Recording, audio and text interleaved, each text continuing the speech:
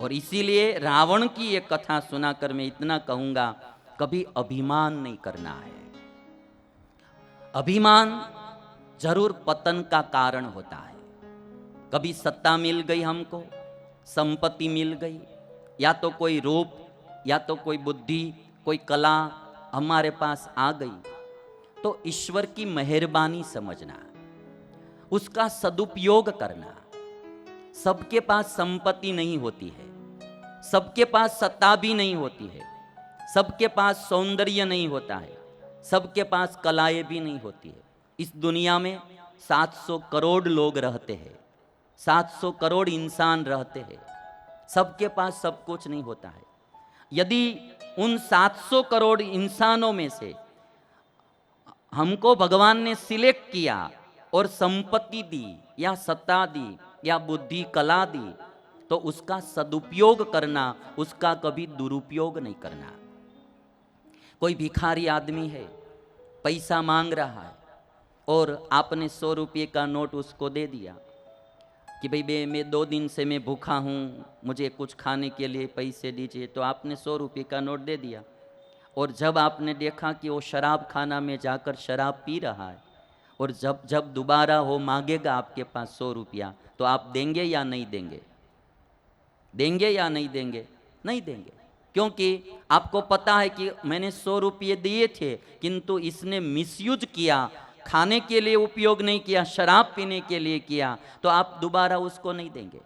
तो ऊपर वाला है ना, वो हमको सब कुछ देता है, किंतु जब उस चीज का हम दुरुपयोग करेंगे, मिसयूज करेंगे, तो फिर दोबारा वो भी नहीं देगा कि इसको एक बार हमने सत्ता दी थी, संपत्ति दी थी, किंतु इसने दुरुपयोग किया है, पाप के लिए उसका उपयोग किया है, भोग के लिए उपयोग किया है, जनहित के लिए, जन कल्याण के लिए, दूसरे के सुख के लिए उपयोग नहीं किया, इसलिए दोबारा नहीं देंगे। जो कुछ मिला है हमको, तो उसका सदुपयोग करना है, और ईश्वर को थैंक यू बोलना। हे भगवान, आपने जो मुझे ये चीज दी, मेरी कैपेसिटी बाहर मुझे दे दिया है आपने, मुझ में कोई इतनी योग्यता नहीं थी, फिर भी आपने दिया, तो आपका लाख लाख शुक्रिया, आपको लाख लाख धन्यवाद। थैंक यू बोलना भगवान को। यदि कुछ भी मिला है तो थैंक यू बोलना, कभी उसका दुरुपयोग नहीं करना। रावण जैसे रावण का भी अभिमान उतर जाता है, और इसीलिए 2 बात कही गई है कि जीवन में अभिमान कभी आने मत देना, और स्वाभिमान कभी जाने मत देना। अभिमान कभी आने मत देना, स्वाभिमान कभी जाने मत देना, क्योंकि अभिमान ऊपर उठने नहीं देता, और स्वाभिमान नीचे गिरने नहीं देता। स्वाभिमान नीचे गिरने नहीं देता। ये दोनों कथा रामायण में है। अभिमान हमको ऊपर उठने नहीं देती, ऊपर वही चीज उठती है जो बहुत भारी नहीं होती है। अभिमान आदमी को भारी बना देता है, इसलिए वो ऊपर नहीं उठ सकता। और स्वाभिमान रखना जरूर, क्योंकि सीता जी स्वाभिमानी नारी थी। रावण ने कितने ही प्रलोभन दिए, किंतु सीता जी का मन बिल्कुल डिगा नहीं, बिल्कुल चलायमान नहीं हुआ सीता जी का मन, क्योंकि वो स्वाभिमानी नारी थी कि मैं जनक की पुत्री हूँ, मैं राम की पत्नी हूँ, मैं दशरथ के कुल की पुत्र वधू हूँ, मुझे ये कार्य नहीं करना चाहिए, चाहे कोई कितना भी प्रलोभन दे। स्वाभिमान आदमी को नीचे गिरने नहीं देता, अभिमान ऊपर उठने नहीं देता। और अभिमान कभी न कभी, हमारा अभिमान एक दिन उतर ही जाएगा, वो बात पक्की है। इसलिए जब अच्छा मिला है तो अच्छा कार्य करना। कब समय बदल जाए वो किसी को पता भी नहीं रहता है, और ईश्वर जरूर न जरूर समय कभी न कभी बदलते ही रहते हैं। ये दुनिया का नियम है, यहाँ एक सरीखा समय किसी का चलता नहीं है, कभी समय बदल ही जाएगा। कब बदल जाता है वो पता नहीं रहता है, और इसीलिए हमारे पास जो कुछ है उसका सदुपयोग करना, कभी भी हिंसा नहीं करना। हमारे गुजराती में कहते यहाँ पता नहीं दादागिरी मत करना। हाँ, ये शब्द यहाँ आपको यूज करते हैं या नहीं पता नहीं, किंतु हमारे गुजराती में ऐसा कहा जाता है, बहुत दादागिरी मत करना। ये हमको भगवान ने जो कुछ दिया है वो सब लोगों के भले के लिए यूज करना, उसका उपयोग करना, कभी दुरुपयोग नहीं करना।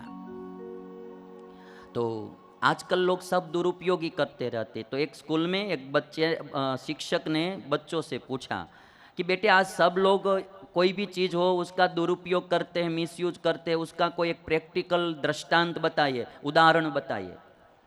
तो नाप पट्टी लेकर शिक्षक खड़े थे, नाप पट्टी हाथ में थी और लेकर खड़े थे। तो बच्चों से पूछा कि सब लोग मिसयूज करते हैं हर कोई चीज़ का, आप एक उदाहरण बताइए। तो एक लड़के ने खड़े होकर कहा कि सर आपके हाथ में जो नाप पट्टी है ने वो नापने के लिए है, मारने के लिए नहीं है। आप हमें मारते हैं ने तो नाप पट्टी का मिसयूज करते हैं मिसयूज करते हैं। तो हर कोई चीज का हम दुरुपयोग करते हैं ज्यादा। अभी आज मोबाइल आया है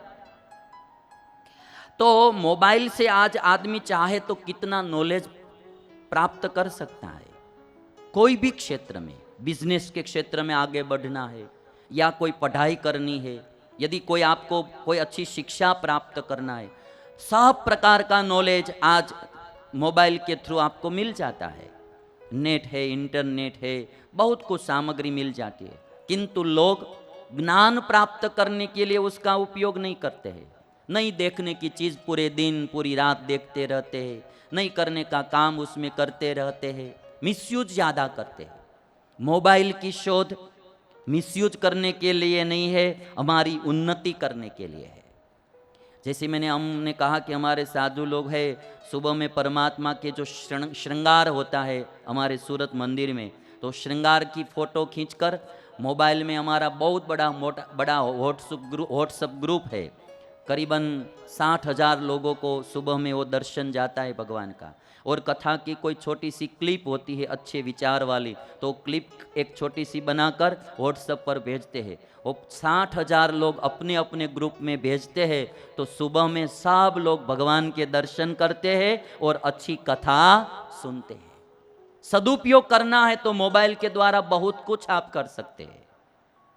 किंतु आज के बच्चे, आज की औरतें भी मोबाइल मोबाइल मोबाइल। एक पति भोजन कर रहा था और दाल हम देखिएंगे तो आप हमारे वहाँ कढ़ी बनाते, आप कढ़ी बनाते हैं, यहाँ छाछ में से कढ़ी बनाते। तो कढ़ी बनाई हुई थी तो पति खा रहा था, रोटी, कढ़ी, दाल, खिचड़ी और सब्जी और पास में छाछ थी। तो पति भोजन पा रहा था, पत्नी मोबाइल में कुछ ढूंढ रही थी। तो पति ने कहा कि देखो तो सही ये कढ़ी तुमने कैसी बनाई है, नहीं है इसमें नमक, नहीं है कोई मसाला, बिल्कुल छाछ जैसी लग रही है। तो पत्नी ने कहा कि आप मोबाइल में से मुंह ऊपर कीजिए, आप कढ़ी नहीं पी रहे हैं, छाछ ही पी रहे हैं। वो भी मोबाइल देखता देखता भोजन कर रहा था। तो आज कहीं भी आप जाओ, रेलवे स्टेशन में देखो, कहीं आप एयरपोर्ट में देखो, मोबाइल में इतने उलझे रहते हैं, न पूछो बात। आजकल हम सब जो हमारा समय मिला है हमको, या कोई भी चीज़ मिली है, कभी भी उसका दुरुपयोग मत करना, अभिमान मत करना। तेरे जैसे लाखों आए, लाखों इस मिट्टी ने खाए, रहा न नाम निशान रे बंदे, झूठी तेरी शान। ये समझ के रखना है। किसी ने कहा है हम अभिमान में पाप बहुत करते हैं, अभिमान में हम किसी की सुनते नहीं है, अभिमान में हिंसा बढ़ जाती है, अभिमान में बहुत कुछ होता है। पाप का मार्ग अभिमान खोलता है। और इसीलिए एक कथा जो है रावण के जीवन की, रावण जैसा रावण भी एक दिन मरता है, उसका अभिमान भी नीचे उतर जाता है। घर बनाने में वक्त लगता है किंतु मिटाने में वक्त नहीं लगता। घर बनाने में वक्त लगता है, मिटाने में वक्त नहीं लगता। गुजर जाती है उम्र रिश्ते बनाने में, पर बिगाड़ने में वक्त नहीं लगता। गुजर जाती है उम्र रिश्ते बनाने में, किंतु बिगाड़ने में वक्त नहीं लगता। जो कमाता है बरसों में आदमी, जो कमाता है वर्षों में आदमी, उसे गंवाने में वक्त नहीं लगता। जो उड़ते हैं अहम के आसमानों में, उसे जमीन पर आने में वक्त नहीं लगता, वक्त नहीं लगता। कब जमीन पर आ जाए उसका पता भी नहीं रहता। अब आप देखना ने थोड़े दिन में कौन कौन कैसे कैसे जमीन पर आ जाते, पता नहीं रहेगा।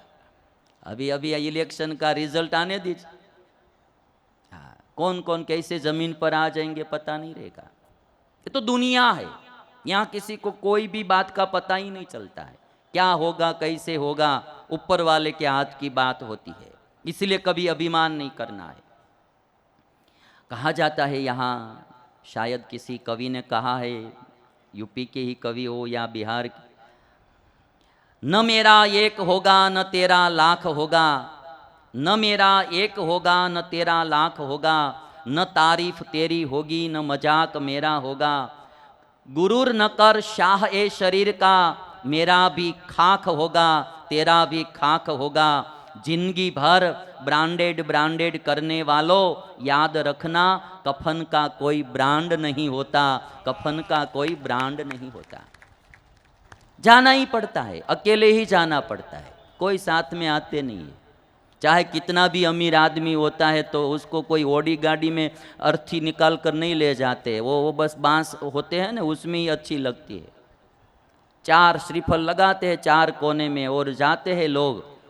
हमारे गुजराती में कहा जाता है, पहलो उतारो घर ने आंगणे, बीजो घर ने बार, त्रीजो गाम ने गोंदरे ने, चौथो स्मशान। 4 जगह पर नीचे उतारते हैं अर्थी को, एक घर में, घर से बाहर, एक गांव के चौके चौराहे में, फिर चौथा स्मशान। वो भी गांव में अब सब रहा है। हमारे सूरत जैसी सिटी में तो डायरेक्ट हो गया, घर से निकाला सीधा स्मशान, कहीं कोई विधि भी नहीं होती है। और पहले तो चिताएं होती थी, चिता पर रखते थे, विधि सब करते थे, अब तो वो भी नहीं रहा। इलेक्ट्रॉनिक सगड़ी आ गई, इलेक्ट्रॉनिक मशीन, उसमें डालते और एक धक्का लगाते हैं, तुरंत ही राख बनकर तापी नदी में चला जाता है। 4-5 दिन लोग याद करते, बाकी सब भूल जाते हैं, कोई किसी को कुछ लेना देना नहीं है। हाँ, इसीलिए कभी पाप नहीं करना, दूसरा अभिमान नहीं करना। जो कुछ हम इकट्ठा करेंगे पाप करके भी वो साथ में आएगा नहीं, पीछे वाले को याद भी नहीं करेंगे। एक बहुत बड़े बिल्डर थे, हाँ, और हम बनी हुई एक घटना है, बहुत बड़ा, बहुत कुछ पैसे कमाए थे, सब उंगली में वो अंगूठी पहनते थे, बड़ी बड़ी अंगूठी सुवर्ण की, हीरा जड़ित, क्योंकि सूरत तो डायमंड नगरी है हमारी, तो सब डायमंड जड़े हुए अंगूठी पहनते थे, सब अंगुली बड़ी बड़ी, और बहुत से आभूषण पहनते थे। कोई ज़मीन का झगड़ा हुआ और उसमें से उसका मर्डर हो गया, तो लोगों ने मारकर कहीं नाले में डाल दिया। 3-4 दिन तो वो मिला भी नहीं। बाद में नाले में से जब वो आदमी मिला तो उसकी जो शव था, उसका लाश, वो एकदम मोटी हो गई थी, फूलकर। घर के लोग सब आए, परिवारजन वो अंगुली में जो अंगूठियाँ पहनी थी वो निकालने के लिए कोशिश कर रहे थे, किंतु अभी ये सब फूल गया था, मोटिया हो गया था हाथ, अंगुली भी मोटी हो गई थी, तो निकल नहीं रही थी। तो एक हथियार लेकर अंगुलियों काट कर, गहने निकाल कर उसको जाकर जला दिया। पीछे वाले को कुछ भी नहीं होता है भाई, हाँ, उसको तो पैसे के साथ ही मतलब होता है, और कोई मतलब होता ही नहीं है। और इसीलिए पैसे के लिए पाप नहीं करना, और आ जाए पास में फिर भी कोई गलत काम नहीं करना, सदुपयोग करना, यही बात समझना है। एक दिन हमारा सबका मुकाम स्मशान है। किसी ने खूबसूरत कहा है, राहों में निकले तो रास्ता वीरान था, राहों में निकले तो रास्ता वीरान था, एक तरफ आबादी एक तरफ कब्रिस्तान था।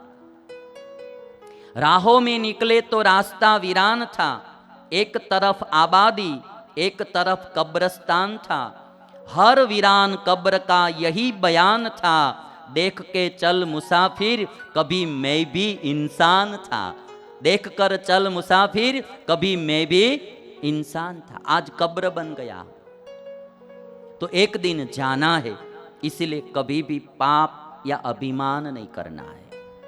एकदम भाव और प्रेम से हमारा जीवन व्यतीत हो, यही करना है। जब अभिमान बढ़ जाता है तो आदमी किसी को गले से नहीं लगा सकता है, प्यार से बुला नहीं सकता है, परिवारजनों के साथ प्यार से रह नहीं सकता है। और इसीलिए किसी ने कहा है कि जब एक पेट बढ़ जाता है और अभिमान बढ़ जाता है, तब चाहकर भी आदमी किसी को गले लगा नहीं सकता है।